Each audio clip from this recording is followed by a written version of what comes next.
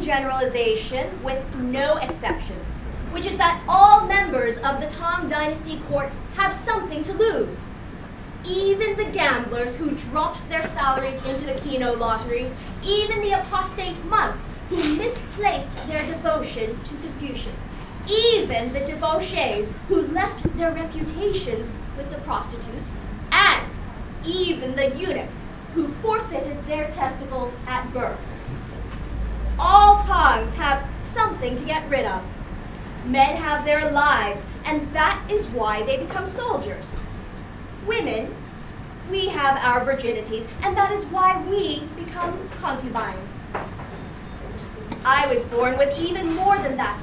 As a baby, I was under the care of 3 nursemaids who bathed me 3 times daily and rinsed my hair in calamus perfume so that I may be fit to lie on the pillow of a prince. My cheeks were lathered with ambergris and powdered with ivory chalk from the rarest of the rhinoceri. The only Tang with more to lose was Emperor Xuanzong, my father, whose beard I was allowed to tug, at least until I was 3 years old, and I tugged one time too hard. To this day, he still wears his goatee in the same style, and I know this because I peeked into the coffin, and whereas he had decomposed, his beard had not. Of the many old-fashioned notions cherished by my father was the Confucian ideal that a chaste woman seeks intercourse not as a pleasurable act, but as an embrace of the infinite she, a rekindling of life. It is said that a woman's greatest duty is to produce a son. Why? Why is it assumed that women are the producers of life? Did Confucius forget that she who createth destroyeth as well? What if there were a darker side of female sexuality?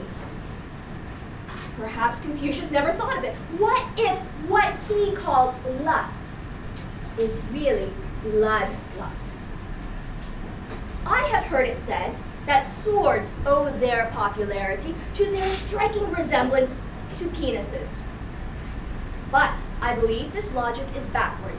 Rather, I am inclined to believe that is the penis that owes its popularity to its striking resemblance to the sword, which is why men do not let us women handle the real thing. What if sex were merely a substitute for war, and women, forbidden from destroying life, seek procreation merely as an alternative to combat?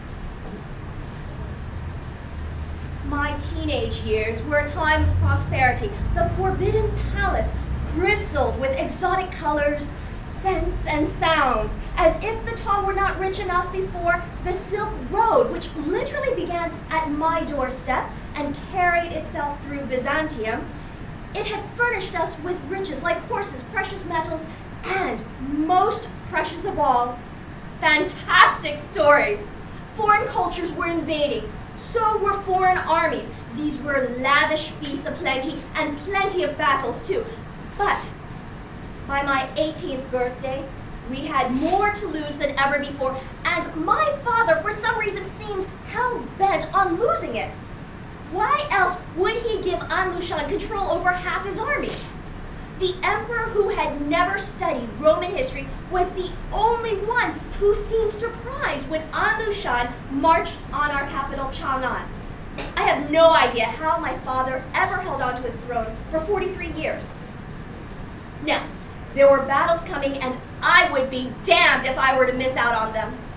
My mother, she tried to talk me out of it. "Killing people is never as fun as it sounds," she confessed. "I once slit a man's throat while he slept. everyone assumed that I had lost my chastity, which she had more or less, and now I was off to get rid of mine. But wait, before you make those comparisons to Mulan, consider our differences. Mulan, she ran off to save her father. I ran off to spite mine. Mulan, she had nothing to lose. I had so much to lose that I didn't even bother hiding it.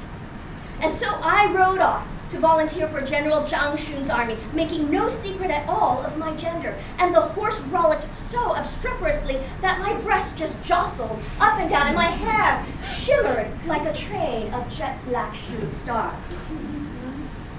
Now, what makes this story so much stranger than any you have heard before is the fact that this actually happened. 2,000 of us were holed up in the garrison at Yongqiu, and Amushan surrounded us with 40,000 troops because it is the Chinese way to overdo everything, and gloriously so. We warned them. We hung signs that said, "No vacancy."